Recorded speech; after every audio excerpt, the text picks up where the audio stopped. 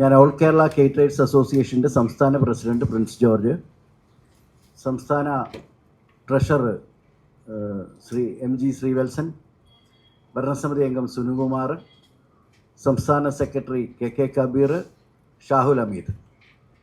ഞങ്ങൾ സർക്കാർ നിശ്ചയിച്ചിട്ടുള്ള എല്ലാ ലൈസൻസ് മാനദണ്ഡങ്ങളോടുകൂടി പ്രവർത്തിക്കുന്ന കേരളത്തിലെ 14 ജില്ലയിലെ 5000-ലധികം അംഗങ്ങൾ വരുന്ന സംഘടനയുടെ സംസ്ഥാന നേതൃത്വമാണ് ഇവിടെ ഇരിക്കുന്നത്.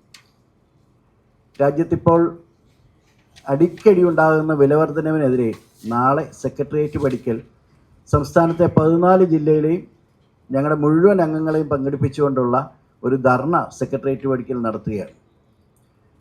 ബഹുമാനപ്പെട്ട പ്രതിപക്ഷ നേതാവ് VD സതീശനും CPIM-ൻ്റെ നേതാവായ ശ്രീ EP ജയരാജനും മോൻസ് ജോസഫും അങ്ങനെ ഞങ്ങൾ പ്രതീക്ഷിക്കുന്ന 3-4 MLA-മാരുൾപ്പെടെ സെക്രട്ടേറിയറ്റ് പടിക്കൽ ഈ സമരത്തെ അഭിസംബോധന ചെയ്യുന്നുണ്ട്. ഞങ്ങൾക്ക് പറയാനുള്ളത്, ഞങ്ങളുടെ വ്യവസായം ഏതാണ്ട് നിർത്തേണ്ട രീതിയിലേക്ക് പൊയ്ക്കൊണ്ടിരിക്കുകയാണ്. നിങ്ങൾക്കെല്ലാവർക്കും അറിയാം, ഈ സാധനങ്ങളുടെ വില ഇങ്ങനെ പോയി കഴിഞ്ഞാൽ ഒരു ഭക്ഷ്യമേഖലയെ നിലനിർത്താൻ വലിയ ബുദ്ധിമുട്ടാണ്. 300% വരെ വിലക്കയറ്റം ഉണ്ടായിക്കൊണ്ടിരിക്കുകയാണ്. വെളിച്ചെണ്ണയ്ക്ക് ഇപ്പോൾ 420 രൂപയാണ് കിലോയുടെ വില. തേങ്ങ 70 രൂപയായി. ഇത് ഓണക്കാലമാകുമ്പോൾ അത് വലിയ തോതിൽ കൂടാൻ സാധ്യതയുണ്ട്. പച്ചക്കറിയുടെയൊക്കെ വിലക്കയറ്റം ഞങ്ങൾ ചിന്തിക്കാൻ പോലും മേലാത്ത രീതിയിൽ ഉയർന്നിരിക്കുകയാണ്. കൈമ അരി എന്ന് പറയുന്നത് ബിരിയാണിക്ക് ഉണ്ടാക്കുന്ന അരിക്ക് ഇപ്പോൾ 140 രൂപ വിലയായി. 60 രൂപയിൽ 70 രൂപയിൽ കിടന്നതാണ്. മട്ട അരിയുടെ വില 40 രൂപയിൽ 65 രൂപയിലേക്ക് എത്തി. സർവത്ര സാധനത്തിനും വിലക്കയറ്റമാണ്. പക്ഷേ ഇതൊന്നും സാധാരണക്കാരായ ജനങ്ങളുടെ ഇടയിലേക്ക് ഞങ്ങൾ ഈ ഒരു ഫിനിഷ് പ്രോഡക്റ്റ്, ഒരു കേറ്ററിങ്ങിൻ്റെ ഒരു വില വർദ്ധിപ്പിക്കാൻ ശ്രമിച്ചാൽ അത് നടക്കുന്നില്ല. കാരണം അത് ജനങ്ങൾ ബോധവാന്മാരല്ല എന്നുള്ളതാണ് എൻ്റെ പ്രധാന കാര്യം. നമുക്ക് കിട്ടുന്നതല്ല. ഇപ്പോൾ ബീഫ് 440 രൂപയായി, മട്ടൺ 1050 രൂപയായി. ഫിഷിൻ്റെയൊക്കെ വില, മത്സ്യവിഭവങ്ങളുടെ വില ചിന്തിക്കാൻ പോലും വേണ്ട. നത്തോലിക്ക് തന്നെ 240 രൂപ 300 രൂപ വിലയാണ്. അപ്പോൾ ഇങ്ങനെ പോയാൽ ഈ വിലക്കയറ്റം നിയന്ത്രിക്കാൻ സാധിച്ചില്ലെങ്കിൽ ഞങ്ങൾ ഒരു സർക്കാരിനും എതിരല്ല, കേന്ദ്ര സർക്കാരിനും എതിരല്ല, സംസ്ഥാന സർക്കാരിനും എതിരല്ല. നമ്മുടെ ആവശ്യം ഈ പൂഴ്ത്തിവെപ്പും ഒക്കെ നിർത്തി ഈ വിലക്കയറ്റം പിടിച്ചു നിർത്താനുള്ള ഒരു സാഹചര്യം സംസ്ഥാനത്തുണ്ടാക്കണം എന്നുള്ളതാണ് നമ്മുടെ ആവശ്യം. അതിന് ഇവിടുത്തെ ഭക്ഷ്യവകുപ്പും ആരോഗ്യ വകുപ്പും ഒക്കെ ഇടപെടണം. ഇപ്പോൾ നിരന്തരമായി എല്ലാ കേറ്ററിംഗ് യൂണിറ്റുകളിലും ഫുഡ് സേഫ്റ്റിയുടെ പരിശോധനയും തദ്ദേശ സ്വയംഭരണ സ്ഥാപനത്തിൻ്റെ പരിശോധനയും ഭാരിച്ച ശിക്ഷകളും ഒക്കെ വരുന്നുണ്ട്. പക്ഷേ എന്തൊക്കെ ഇപ്പോൾ ഹൈക്കോടതി കുപ്പിവെള്ളം നിരോധിച്ചു, ഞങ്ങളതിനെ സ്വാഗതം ചെയ്ത ആൾക്കാരാണ്. പക്ഷേ ആ ഒരു കുപ്പിവെള്ളം നിരോധിക്കുമ്പോൾ ഈ ഒരു കേറ്ററിംഗ് യൂണിറ്റിൽ 1000-1500 പേര് വരുന്നൊരു കേറ്ററിംഗ് യൂണിറ്റിൻ്റെ മാൻ പവർ 10% കൂടും.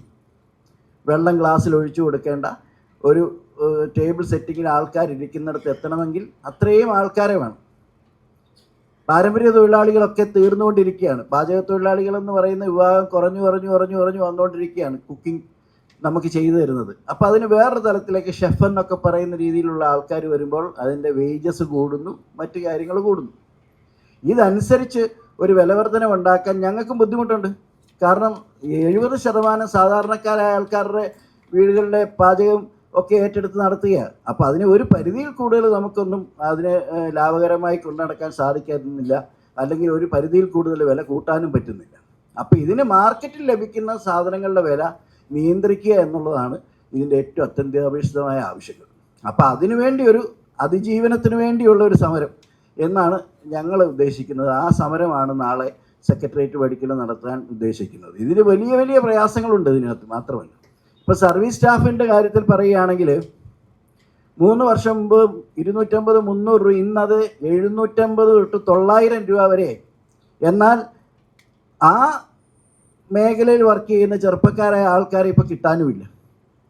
ഒരു സീസണിൽ ഒരു സ്ഥലത്ത്, ഇപ്പോൾ തിരുവനന്തപുരം ആയാലും കൊല്ലമായാലും അല്ലെങ്കിൽ കോഴിക്കോടായാലും 1000-3000 പേരുടെ പരിപാടികൾ നടക്കുമ്പം 10, 60, 70 സർവീസ് സ്റ്റാഫുകളുടെ ആവശ്യമുണ്ട്.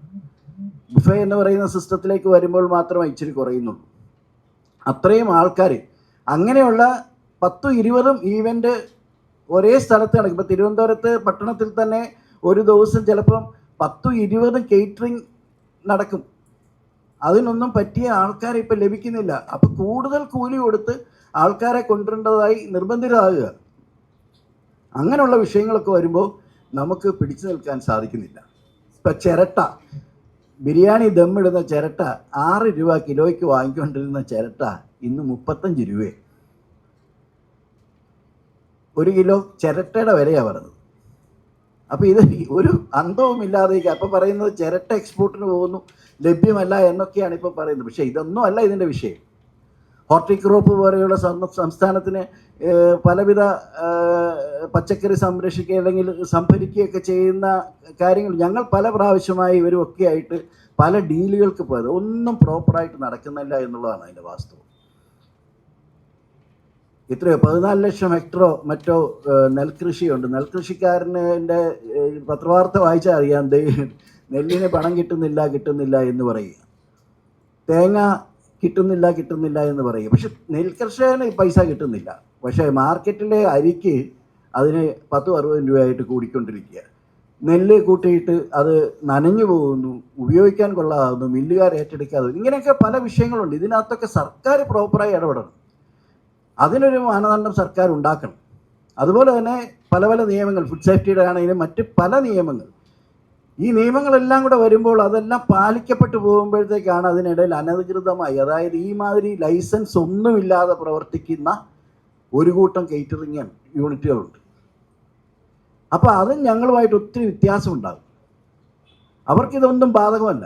ലൈസൻസും ഇല്ല, ഫുഡ് സേഫ്റ്റി ലൈസൻസ് ഇല്ല, തദ്ദേശ സ്വയംഭരണ സ്ഥാപനത്തിൻ്റെ ലൈസൻസ് ഇല്ല, പൊല്യൂഷൻ കൺട്രോളുള്ള GST ഇല്ല. ഇപ്പോൾ ഇവിടെ ഞങ്ങളുടെ സംഘടനയിലുള്ള 90% ആൾക്കാർ GSTയും ഈ ലൈസൻസും ഉള്ളവരാണ്.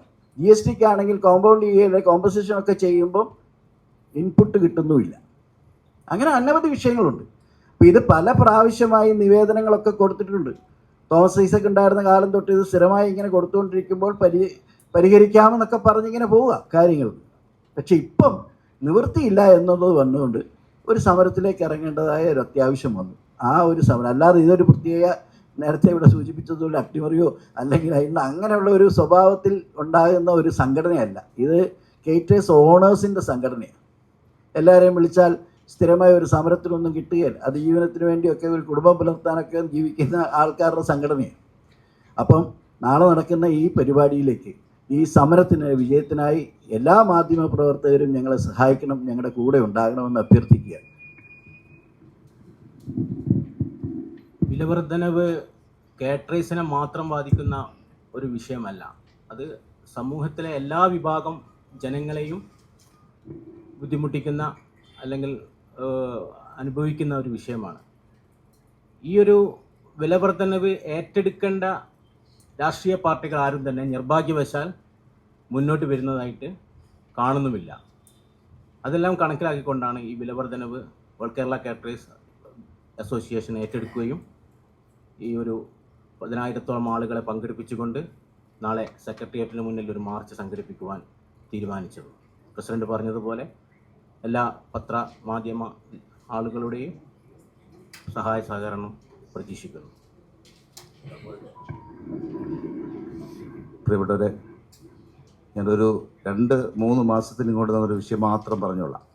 ഇവിടെ തൊണ്ടൻ മുളക്, നമ്മൾ സാമ്പാറിനും ബിരിയാണിക്കും ഉപയോഗിക്കുന്ന തൊണ്ടൻ മുളക്, ഒരു 2 മാസത്തിനിങ്ങോട്ട് 740 രൂപ വിലയ്ക്കാണ് ഞങ്ങൾ വാങ്ങിക്കൊണ്ടിരുന്നത്. ആ 740 രൂപ വില വരുമ്പോൾ എന്താണ് വിഷയമെന്ന് പഠിക്കാൻ വേണ്ടി നമ്മുടെ തമിഴ്നാട് ഒട്ടൻചിത്ര മാർക്കറ്റുമായിട്ടൊന്ന് ബന്ധപ്പെട്ടപ്പോൾ മനസ്സിലായത്, അവിടെ 140 രൂപയ്ക്കാണ് ഈ തൊണ്ടൻ മുളക് അവിടെ ലേലത്തിൽ പോകുന്നത്. ഞങ്ങൾക്ക് വീഡിയോ ഞങ്ങളുടെ തെളിവുണ്ട്. ആ ലേലത്തിൽ പോകുന്ന 140 രൂപയ്ക്കാണ്. ഇത് കേരളത്തിൽ എത്തുമ്പോഴത്തേക്ക് 740 രൂപയായി. 600 രൂപയെന്ന് പറയുന്നത് ഇടനിലക്കാർ നിന്ന് അത് കൈക്കലാക്കുന്നൊരു സാധനമാണ്. അപ്പോൾ അതിന് സർക്കാർ സംവിധാനവും സർക്കാർ ഉദ്യോഗസ്ഥരും ഒരു 2 ദിവസം നിങ്ങൾ ചെക്ക് പോസ്റ്റുമായിട്ട് ബന്ധപ്പെട്ട് നിന്നാൽ തീർച്ചയായും നമുക്ക് പരിഹരിക്കാനായി. അതൊരു ഞങ്ങൾ വളരെ ഒരു പ്രയാസപ്പെടുന്ന ഒരു അവസ്ഥയാണ്. കാരണം ഈ തൊണ്ടൻ മുളക് യൂസ് ചെയ്യാതെ ഞങ്ങൾക്ക് കഴിയാത്തൊരവസ്ഥ. എന്നിട്ടും ഞങ്ങൾ സംഘടന എടുത്തൊരു തീരുമാനം, തിരുവനന്തപുരം ജില്ലാ കമ്മിറ്റി നിർദ്ദേശം വെച്ചു, ഒരാഴ്ചത്തേക്ക് തൊണ്ടൻ മുളകിൻ്റെ ഒരു പരിപാടി നിങ്ങൾ എടുക്കണ്ട, അത് നിങ്ങൾ ക്യാൻസൽ ചെയ്യാൻ പറഞ്ഞു.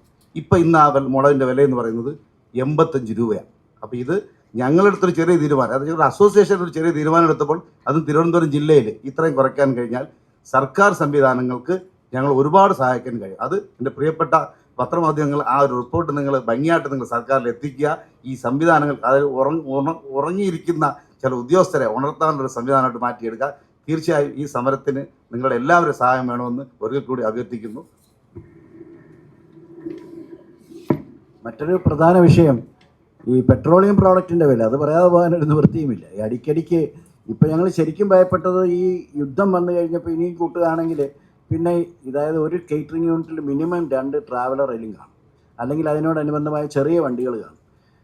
ഡീസലിൻ്റെയും പെട്രോളിൻ്റെയും വില കൂടിയാൽ ഈ ഒരു കിച്ചണിൽ നിന്ന് ഈ ഈവൻ്റ് നടക്കുന്ന സ്ഥലത്തേക്ക് 8-10 ട്രിപ്പ് അടയ്ക്കേണ്ടതായിട്ട് വരും. അപ്പോൾ ഒരു 5 കൊല്ലത്തെ മാറ്റം എടുത്ത് കാണുകയാണെങ്കിൽ 10-60 രൂപയുടെ വ്യത്യാസമുണ്ട് ലിറ്ററിൽ. അപ്പോൾ അങ്ങനെയൊക്കെ വരുമ്പോഴത്തേക്ക് ഇത് ഈ എല്ലാം ബാധിക്കുന്ന ഈ ഫിനിഷ് പ്രോഡക്റ്റ് വരുമ്പോഴാണ് ഇതിനെല്ലാം ഇതിനൊക്കെ വില കൂട്ടേണ്ടതായ ഒരു സ്ഥിതിവിശേഷത്തേക്ക്. പക്ഷേ നമ്മുടെ ഇവിടെ ഒരു ഭവനത്തിൽ ഒരു വീട്ടിലെ അത്യന്തികമായ ആഘോഷമാണ് ഒരു വിവാഹമോ അല്ലെങ്കിൽ ഒരു കയറിത്താമസമോ മറ്റെന്തെങ്കിലും ആയത്. അപ്പം അതിനൊക്കെ ഒരു പരിധിയുണ്ട്.